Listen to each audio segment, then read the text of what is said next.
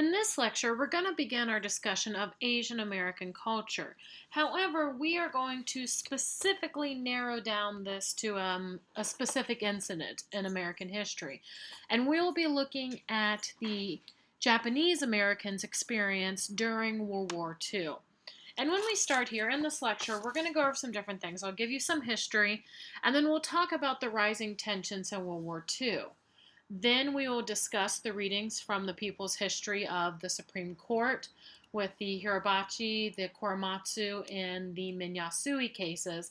And then we'll briefly start talking about Farewell to Manzanar. We'll spend a little bit more time next week talking about Manzanar, but remember those readings are part of your assignments for this week. So to begin with, we left off in our last section, we left off of 1954, 1960s. We're going to go a little bit back in time here, and we're going to look at some history. We'll start with World War I. World War I, again known as the Great War, from July 1914 to November 1918. This was the Allies, including the United Kingdom, France, Italy, Russia, and Japan, and then eventually the United States, versus the Central Powers, Germany, the Austro-Hungarian Empire, and the Ottoman Empire. Eventually, the Allies did win World War I, and Germany was largely given the blame for World War I because the Austro-Hungarian Empire and the Ottoman Empire both collapsed shortly after the war. We had the Bolshevik Revolution in Russia in 1917, and this actually led to a peace, a non-aggression agreement between Germany and Russia. Russia is now led by Lenin. And we have Woodrow Wilson, who was the President of the United States and was reelected a president in 1916. He called for Americans to remain impartial in thought as well as deed for World War I. However, in April of 1917, the United States was pretty much forced into the war because it became obvious the Allies would most likely lose if they did not enter the war. And so this is what happened. And then here's just some main dates that we're going to look at. 1920, Prohibition begins with the 18th Amendment. Warren G. Harding is elected president. 1923, Harding dies from his second major heart attack, and Calvin Coolidge becomes president. In 1924, Coolidge is elected president. 1925, The Great Gatsby is written. The Scopes Monkey trial takes place. This was debating over whether to teach evolution in the classroom. In 1927, The Jazz Singer, which was the first motion picture with sound, was produced. 1928, Hoover is elected president. October 29th, 1929 is Black Tuesday. This is the stock market crash, and the Great Depression begins in the United States. In the 1930s, we have drought and the Dust Bowl. We also have continued reinforced long-standing patterns of discrimination. California at this time has the largest number of Asian American citizens. And this makes sense if you look at those who are immigrating to the United States from Asia. California, traveling from the Orient to California, is the closest area. Here we're going to see college-educated Asian Americans at this time also found themselves blocked from entering into mainstream positions. Lower-paying positions often went to whites who are now competing for these. And often Asian Americans found they could only find employment within their own collective cultural world. And so what happens with this is you get this idea that the Asian cultures in the United States are exclusive, that they only want to communicate with themselves. Well, most of the time this was because they were forced to, that they couldn't find jobs, couldn't find work outside of their own cultural environments. In 1931, Japan invades Manchuria.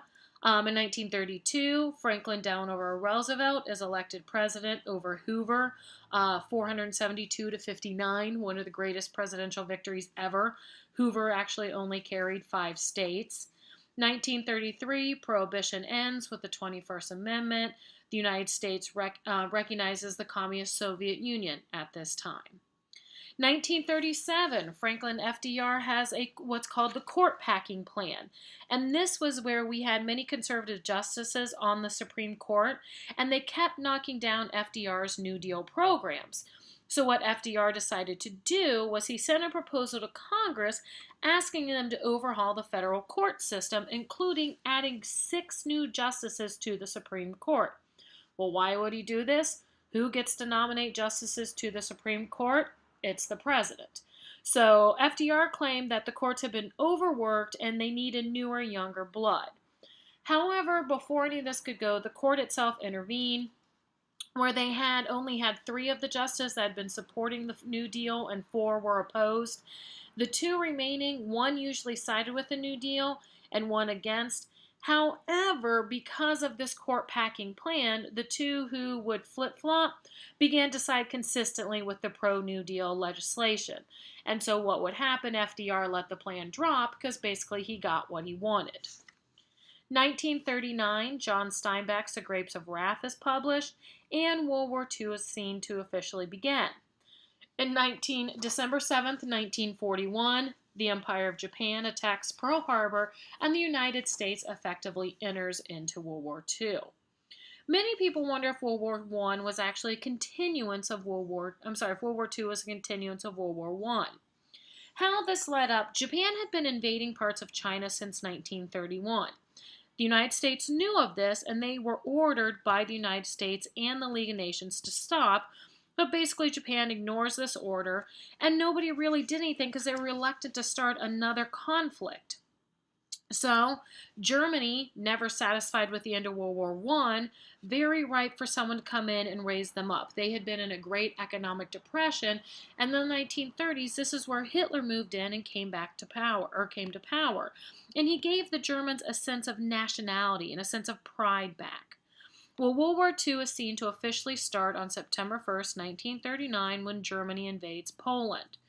And what happened after World War I was there were all these alliances that were formed, basically saying, well, if you get attacked, we'll help you. And if I get attacked, you're going to help me.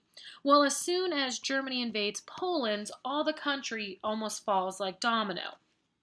So what happens? Poland's attacked. France and Great Britain declare war on Germany 2 days later. Remember, Germany had a non-aggression agreement with Russia. However, Germany nullified this because on June 22nd of 1941, Germany invades Russia. Russia then joins the alliance with Britain. The allies for World War II are France, Great Britain, Poland, Australia, Canada, New Zealand, China, the Soviet Union, and eventually the United States. The big 3 were Great Britain, the United States, and the Soviet Union, led respectively by Winston Churchill, FDR, and Stalin in the Soviet Union. The Axis powers were the main 3 on the opposing side: Germany, Japan, and Italy, led by Hitler, Hirohito, and Mussolini. So what happens again in World War II is the United States wanted to remain neutral, meaning Congress did, the president did not. FDR wanted to be part of the war. However, before the United States officially started in the war, they did supply the Allies with goods, including military goods. And then, when an almost bankrupt Britain could no longer pay the United States for the leased items, basically the United States just let them borrow them, and the promise that they would return things such as tanks and supplies after the war. In 1941, United States ships patrolled the Atlantic Ocean as far as Iceland, and they were claiming it was a neutral zone they were protecting for themselves against possible German attacks. Well, again, Japan was dependent on the United States for oil, and in July 1941, in an effort to stop the Japanese aggression in China, Roosevelt made it impossible for Japan to get American oil. So, Japan could now say, okay, we end its feud with China, or find oil elsewhere. They decided to look elsewhere. And they wanted the Dutch East Indies, which was a European colony. But they had to neutralize what was becoming a hostile presence in the area, and that's the United States. What happens, the United States has actually broken a Japanese code, and they knew they were going to attack, and basically they told the Empire of Japan, don't do it. However, Japan decided to engage the United States in the Pacific, so they planned and carried out the attack on Pearl Harbor on Sunday, December 7, 1941 at 7:55 a.m. A wave of Japanese bombers came through, and then a second wave came an hour later. Within 2 hours, the United States lost 8 battleships, 3 cruisers, 4 other vessels, 188 airplanes, and several vital shore installments, and more than 2,400 soldiers and sailors were killed, and another 1,000 were injured. Interestingly enough, no American aircraft carriers were destroyed. They were the main crux of the American fleet in the Pacific because none of them were actually at Pearl Harbor at that time. On December 8, 1941, Roosevelt asks Congress for a declaration of war. Senate was unanimous, and the House voted 388 to 1. The United States declares war on Japan. December 11, 1941, Germany and Italy declare war on the United States, and that very same day, the United States, with no dissent, declared war on Germany and Italy, effectively making the United States part of World War II. Well, what happens in the United States during World War II is very interesting because you had this American animosity that was directed at the Japanese. It was directed at the Japanese more than the Germans or the Italians. After Pearl Harbor, the government put out many propaganda posters, and these were looked at more at the Japanese individuals, those with Japanese ancestry. And it helped create this culture and an image of the Japanese as devious, savage, and untrustworthy people. Well, again, these were aimed at the people of Japan and the Empire of Japan. But what happened in the United States is that these same ideas began to be put onto the Japanese Americans. And we're going to look at some of these different propaganda posters that were created. Here you see, we highly resolve that these dead shall not have died in vain. That's from the Gettysburg Address. Remember December 7th. This is Pearl Harbor. And now we're going to look at propaganda that was specifically looking at those of the Empire of Japan or those of Japanese descent. And you can see that very clearly in this cartoon by Dr. Seuss. And you see here we have along the California, Washington, and Oregon border, we have all of these people who look Japanese. And you can see that they are getting handed out TNT and that they're waiting from the signal for home. So it's this idea that anybody of Japanese descent is happily waiting orders from the homeland for the signal to attack the United States. Now, this is not to say there was not propaganda against the Italians and the Germans. Germans especially, but it was mostly directed at Hitler. What happens with the Japanese is that it's much easier to distinguish somebody physically of Japanese or Asian descent. And what happens is these differences were played up. Slanted eyes were exaggerated, and then there became this idea that Japanese individuals had these very large, almost rat-like teeth. And we're going to see that played up. And then also this very stereotypical language, and you can see that in this poster here. Jappy's so happy when this happens to you. Right? Watch out for the driver ahead, the driver behind, and the one around the corner. And what we're going to see in these propaganda posters is the Japan is played up as the enemy, which is fine because at the time they were. However, these same ideas were put onto the Japanese American.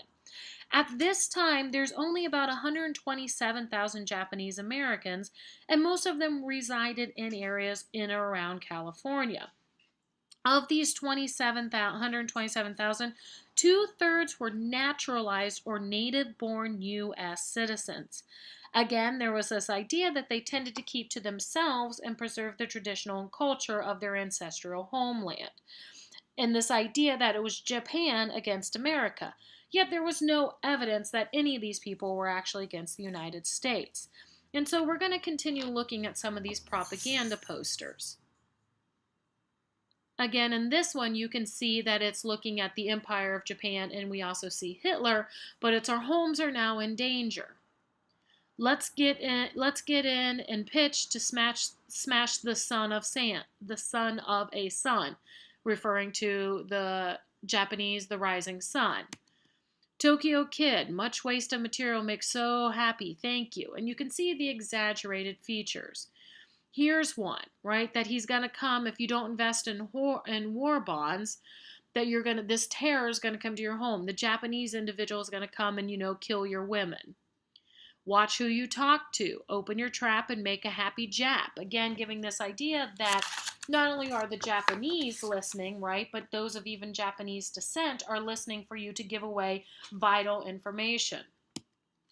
Stay on the job until every murdering Jap is wiped out. This one is actually Canadian, but it also helps with that same ideas, right? What is Japan and Germany, the Nazis, trying to do? They're trying to kidnap and steal and murder your women and your children. And then ones like this that are very graphic. This is the enemy. It's almost made to look ape-like, and they're coming and they're stealing and taking the women away. Even this one from Texaco, right? If you take the day off, that you are making the Empire of Japan happy. This one, forest fires, right? This isn't Smokey the Bear. Our carelessness, their secret weapon. Prevent forest fires. And then here you see Uncle Sam. Jap, you're next. We'll finish the job. More production. And then hell threatens your home and your country. And again, it's this idea. It's the Japanese individual with the physical characteristics played up. And then, funny enough, we have the don't fall for enemy propaganda. Remember, our propaganda is okay. Hitler and the Japs are trying to get us fighting amongst ourselves, so don't believe this. And it wasn't even just in propaganda posters. Here I have 2 cartoon clips I would like you to watch. The first is Bugs Bunny Nips the Nip, and the second is Popeye the Sailor Man, You're a Sap, Mr. Jap. Watch how some of these stereotypical ideas of Japanese individuals are played up in both of these cartoons. Again, please pause here and take a few minutes and watch both of these. And these were both cartoons that were shown on television to children. They're both now banned for obvious reasons after you watch this. Well, then what ends up happening is that you have this loyalty questionnaire that goes out. And this went out to any individual in the United States that had ancestry of somebody from Japan, meaning you could have been a natural-born American citizen, but if your parents or perhaps your grandparents had immigrated from Japan, you are suspect, and you had to fill out this 4-page loyalty questionnaire.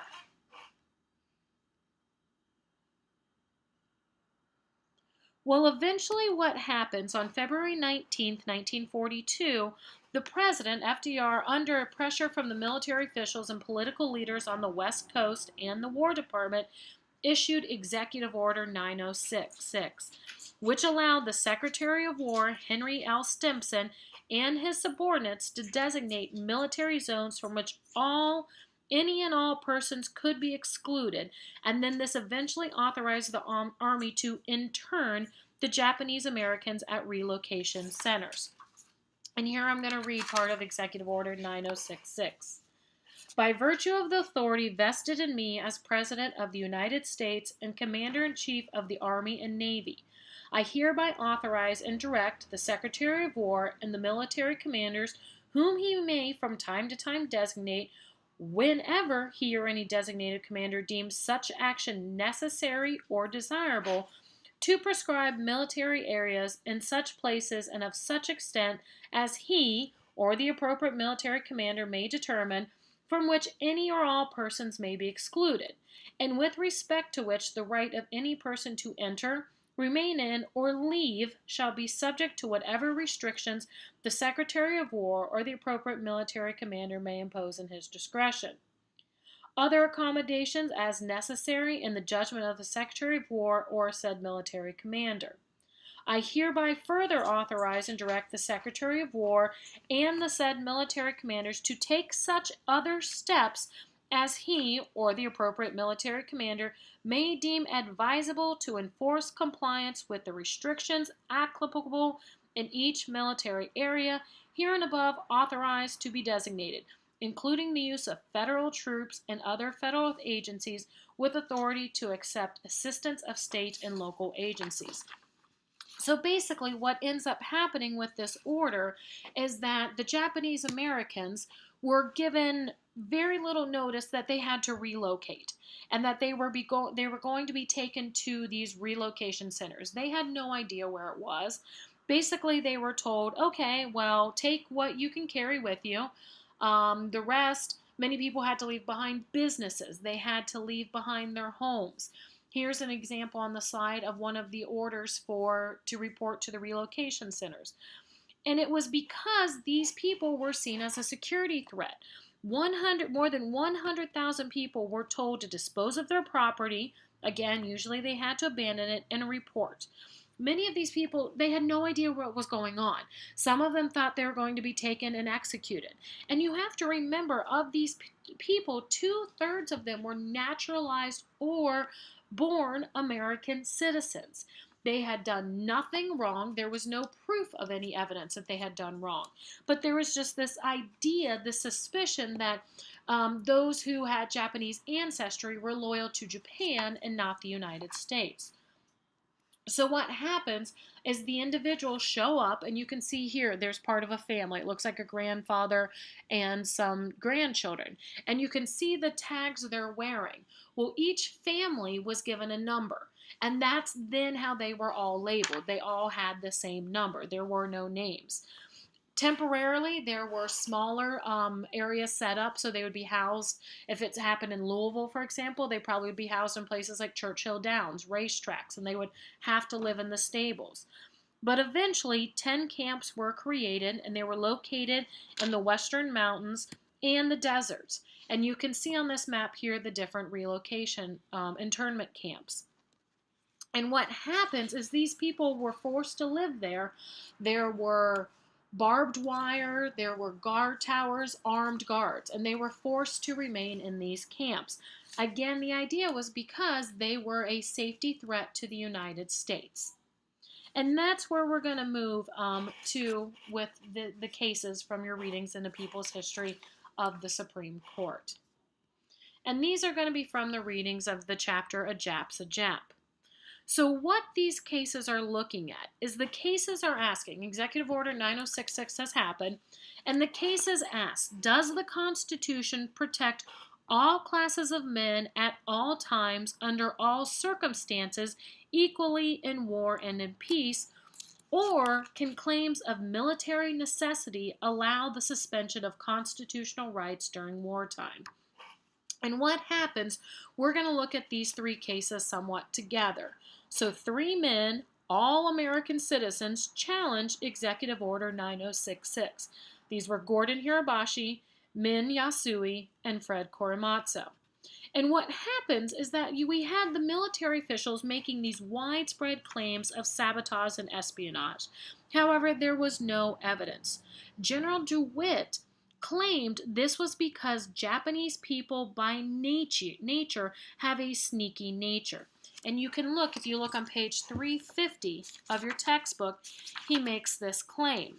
He says, the Japanese race is an enemy race, he stated, and while many second and third generation Japanese born on American soils, born on United States soil, possessed of United States citizen, have become Americanized, the racial strains are undiluted. DeWitt used blunter language before a congressional panel.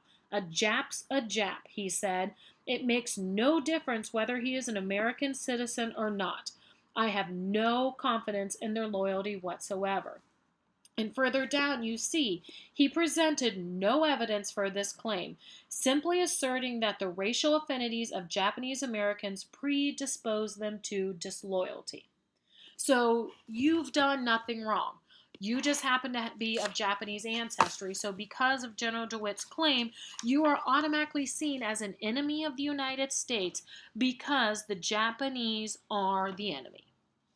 Well, what happens is that we have, after Executive Order 9066, these men challenged it, saying, I'm an American citizen. You cannot detain me. It's my constitutional right. You cannot detain me without bringing charges against me.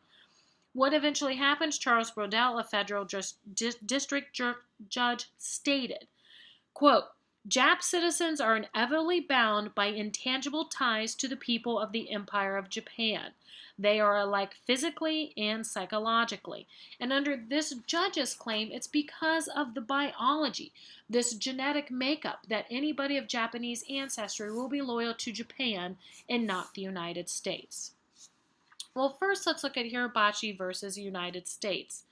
This is argued May 10th and 11th, 1943, and it was decided June 21st, 1943, of a vote of 9-1. I'm just going to give you a brief overview because I'm going to have you watch the film Unfinished Business, which is where we're revisiting these cases 40 years later, and you'll also get some more background on the men in those cases. But what happens again? General John L. DeWitt of the Western Defense Command set a curfew from 8 p.m. to 6 a.m. for the West Coast. Japanese Americans were then also ordered to report to the assembly centers. Well, what happens is Gordon Hirabashi, an American-born citizen of Japanese ancestry, he had been an Eagle Scout, he was a senior at the University of Washington, and he intentionally violated the order and the curfew, claiming if he reported as he was supposed to, he would be waiving his rights as an American citizen. He kept thinking he was abiding by the curfew, but then he was like, well, why the hell am I running back? Am I an American or am I not? Why am I running back and no one else is? Basically he's saying, I have done nothing wrong. Just because of my ancestry, this is applying to me. And he objected to it under his constitutional rights. Well, what happened? The case upheld the curfew violation under the power to wage war successfully, and the court refused to even consider the constitutionality of the order to report based on the racial discrimination that Hirabashi claimed. They said it was irrelevant because they were dealing in times of perils of war. So basically the court said, we're not even going to talk about this issue because it's for the protection and the security of the nation. Judge Lloyd Black directed the jurors to convict him. This is when the trial back in Seattle before the Supreme Court. He told the jurors to convict him, and they did in under 10 minutes. Next, we look at Min Yasui, who was born in 1916 in Oregon. He attended the University of Oregon, and he was actually an ROTC member, meaning he was part of the Armed Forces, the Reserve Officer Training Corps. Later, he attended law school, and he practiced law in Chicago. But after Pearl Harbor, he came back to report for duty for military service, and he was told he was unacceptable for service and was ordered off the base because of his ancestry. Well, Yasui intentionally defied the orders because, quote, they infringed my rights as a citizen. And interestingly enough, he actually had to convince the police to arrest him. He was challenging, he wanted to be arrested so he could challenge the law. However, the police were like, no, just go home, just go home. And basically he had to convince them to arrest him. He spent 9 months in solitary confinement before his trial. At his trial in Portland, Judge Alder Fee took over the questioning and kept asking him things such as about his religion. If you look on page 355, he's asking him, what it means to be Shinto. And Min keeps saying, Shinto, as I understand, it's the national religion of Japan. The judge asked him, do you adhere to its principles? And Min Yasui's like, I'm Methodist. My parents are Methodists. I was raised. He's like, they're really Christians. Well, what happened, Fee ruled in a written opinion that despite Min's American birth and citizenship, he considered him, quote, a citizen of Japan and subject to the Emperor of Japan, unquote. A finding the judge based on the nativity of his parents and the subtle nuances of traditional mores ingrained in his race by centuries of social discipline. After linking men to the treacherous attack of the armed forces of Japan on Pearl Harbor, Judge Fee imposed the maximum penalty of 1 year in prison and a $5,000 fine. Again, the only thing Min had done wrong, Min Yasui, was he refused to report for curfew, and that's why he was arrested. Then we have the Fred Korematsu versus the United States. This was argued October 11th and 12th, 1944, and decided December 18th, 1944. Well, what happens is Fred Korematsu, again, an American-born citizen of Japanese ancestry, he was born in 1919 in Oakland, California. Well, he tried to enlist in the military, but he was rejected because of his poor health, but he had a job with the defense industry. And at the time of the war, he had a non-Japanese girlfriend. Well, when the internment order was issued, Korematsu actually moved to another town changed his name, and had myofascial surgery to try to make him look different. He tried to be of Spanish. He tried to claim he was of Spanish or Hawaiian origin. And he did all of this to ignore the orders that prohibited Japanese Americans from remaining in California coast or moving from where they lived. And he did all this basically to stay with his girlfriend. Well, he was discovered and he was arrested for remaining in a restricted area and failing to report to the assembly center. He was convicted and sentenced to 5 years probation, paroled, and then he was immediately interned in Topaz, Utah. All three men appealed to the Supreme Court after their convictions were upheld. The Hirabachi and Yasui cases were decided on the same day in 1943, and the court upheld the convictions, and you can see this on page 357. They upheld it because the danger of espionage and sabotage by Japanese Americans overrode the Constitution's promise of the equal protections of the laws to every American regardless of ancestry. So the court claimed because we are in a time of war and that those of Japanese ancestry are inherently sneaky and loyal to the Empire of Japan, regardless of any proof showing any connections, any links to espionage or sabotage, they said it's a wartime necessity. What ends up happening is Justice Murphy concurs, but it actually sounds like a dissent, and he said this: "This was the first time the court had ever sustained a substantial restriction on the personal liberty of citizens of the United States based on the accident of race or ancestry." And he claimed it bore a resemblance to the Jewish race in Germany and in other parts of Europe and went to the very brink of constitutional power. Fred Korematsu's case was heard October 11, 1944, and the holding, they did not find the acts unconstitutional. However, again, they said they did not base the decision on race, but on national security.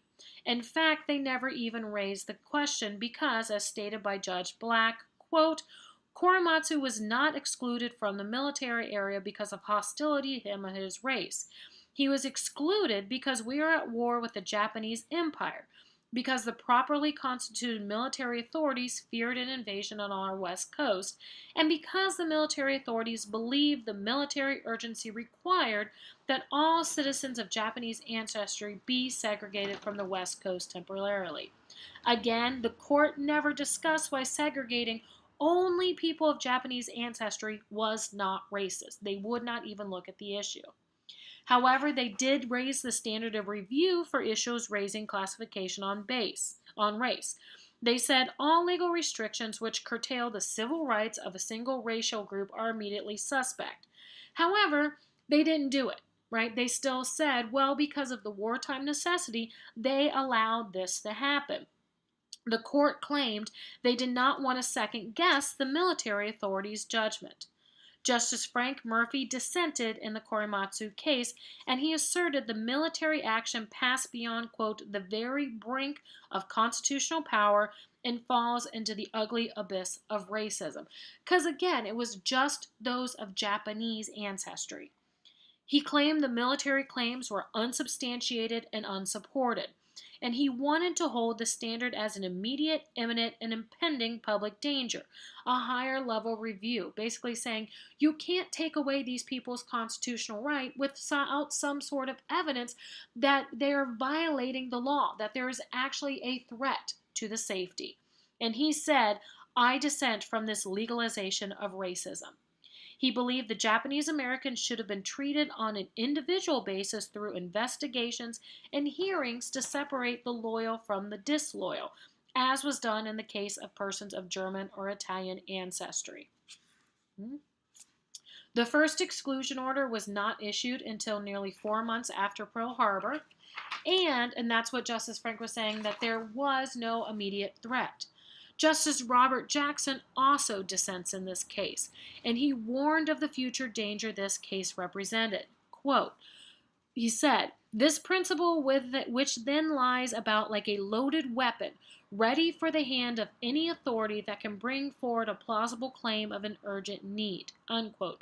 Basically, he's saying, look, if we are going to establish this in the future, if we're saying, oh, there's a necessary need to keep these certain people in a restricted area, or to keep this certain race from entering the country, basically he's saying this decision is going to lay like a loaded weapon, and it will allow future courts to follow this. He asserted that Korematsu had been convicted of an act not commonly a crime. He said it consists merely of being present in the state whereof he is a citizen, near the place where he was born and where he has lived his entire life.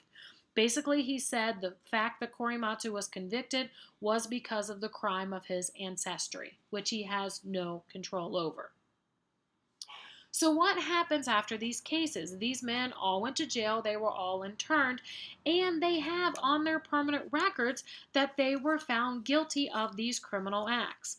And it wasn't until a post-war inquiry 4 decades later that has indicated that Murphy was correct, that it was determined there was no credible evidentiary basis for the internment of the Japanese Americans. And we'll cover this a little bit later. Okay? And within this, and that's where you're going to look at the movie Unfinished Business. This is actually going to look at the cases of these 3 men some 40 years later, where they are asking for their sentences to be vacated. They had all been offered a pardon. Basically, what that means is like, okay, well, you don't have to suffer the penalties of the crime. And they all refused, saying, no, we want these orders vacated because we committed no crime. And that's what the film Unfinished Business is about. So please watch that. And interesting enough, the Peter Irons in the film, the attorney, is the Peter Irons who is the author of your textbook. And again, what I want you to remember from all 3 of these cases is that the court upheld the decisions because they based it on the wartime necessity. They said that this was not unconstitutional because there was a supposed perceived threat and danger to the United States. And you'll find out from your textbook and from Unfinished Business, this was never proven. There was never a single case of espionage or sabotage against somebody of Japanese descent in the United States. But you can see on things such as page 357 that we have this idea. Stone concluded from this data that Japanese Americans sought relatively little social intercourse between the white population. It was thus reasonable for military authorities to consider Japanese Americans, quote, a menace to the national defense and safety, unquote, and to restrict their movements. And that's what we're dealing with these cases. So what I have you looking at next is you're going to look at a memoir of somebody's experience of these camps. And this is going to be Farewell to Manzanar. And this was written by Janine Wadasuki Houston and her husband, James D. Houston. And this is actually looking at her life in the camps. Here are some facts about Manzanar. Manzanar is one of the 10 internment camps, and we have the most information about it because very famous photographers such as Ansel Adams and Dorothea Lange went into the camp. So we're going to look at next week, we'll look at some more descriptions of the camps and the information there and the photographs. But here's just some facts about Manzanar. It's in Inyo County, Southern California, which is about halfway between Los Angeles, California, and Reno, Nevada. In the spring of 1942, in 6 weeks, the camp was built. It was 813 acres. It was one of the biggest camps. Manzanar in Spanish means apple, and so this was meant for, it used to be an apple orchard. And the area, though, now was basically a man-made desert. The land had been bought by the government in 1919, and the water was diverted into the Los Angeles Aqueduct to supply the city.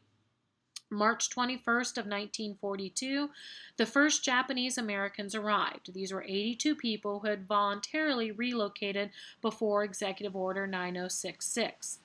There were armed guards on the towers with machine guns, searchlights, and barbed wires. One detainee said, "If it was for our protection, why did the guns point inward instead of outward?" And then this is an example of a typical barrack. There were 504 barracks.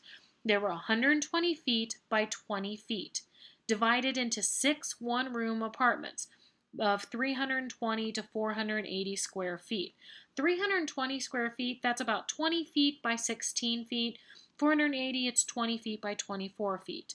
A family of 4 to 6 was allowed a space of 20 to 25 feet. Imagine that. You now have to live in one room with your entire family. There were steel-framed army cots, straw mattresses, bare electricity, communal mess halls, bathrooms, and laundries. Each block of 15 barracks shared a bath, latrine, mess hall, and laundry buildings. So think of it this way. 15 barracks. Each of the 15 barracks have 6 apartments per building, so 90 apartments. If each apartment had 6 people there, that's 540 people you were sharing a bathroom with. By October of 1942, there were 10,271 people living there, more than the camp was designed to house. In late spring, the nighttime temperatures were around freezing, and in the summer, temperatures could get up to 110 degrees. And one internee said the main thing you remembered was dust, always the dust. And so what we're going to be looking at in Farewell to Manzanar, this is a fairly simple text to read. I have you reading chapters 1 through 6 for this week. We'll actually discuss it in more detail next week, but I want you to read this, and I want you to start thinking about how would you feel if you were told you basically had to pack up what you could carry and relocate. And think about how these individuals were feeling. The first 6 chapters, we're going to look at Janine's family. She was, this was first published in 1973, and she was the youngest of 10 children. And this is her experience, her memories of the camps and what it did to her family. And think about what her family was like before the war, during the war, and then after Manzanar. And that'll continue into our readings for next week. Janine said it took her this long to write about Manzanar because she says, quote, "It's taken me 25 years to reach the point where I could talk openly about Manzanar. You cannot deport 110,000 people unless you have stopped seeing individuals. Of course, for such a thing to happen, there has to be a kind of acquiescence on the part of the victims, some submerged belief that this treatment is deserved or at least allowable. It's an attitude easy for non-whites to acquire in America. I had inherited. Manzanar has confirmed it." And that's what she said it took her 10 years to discover and to deal with this. 25 years. All right, so I want you to read for this week chapters 1 through 6, and we'll discuss them in more detail next week. Your quiz will be about it, and if you haven't already looked at the discussion board will show this. So please read these chapters. We'll discuss them more next week, and along with the rest of the chapters from the textbook.